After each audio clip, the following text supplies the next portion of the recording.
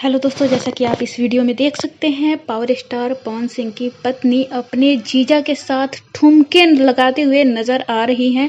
इस वीडियो में ज्योति सिंह ने अपनी फ्रेंड्स और अपनी बहनों के साथ काफी मस्ती किए हैं।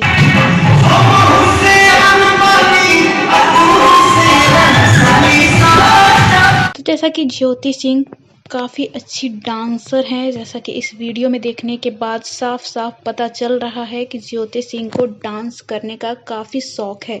जी हाँ, वैसे आप सबकी जानकारी के लिए बता दें कि पावर स्टार पवन सिंह ने भी इस वीडियो को देखा है और उन्होंने अपनी पत्नी ज्योति सिंह की काफ़ी तारीफ की है। आप लोगों को कैसी लगी ज्योति सिंह की ये वीडियो, ज्योति सिंह का डांस? नीचे कमेंट बॉक्स में कमेंट करके अपनी राय जरूर दें और ये भी बताएं कि ज्योति सिंह और पवन सिंह की शादी की डेट क्या है। नीचे कमेंट बॉक्स में कमेंट करके अपनी राय जरूर दें।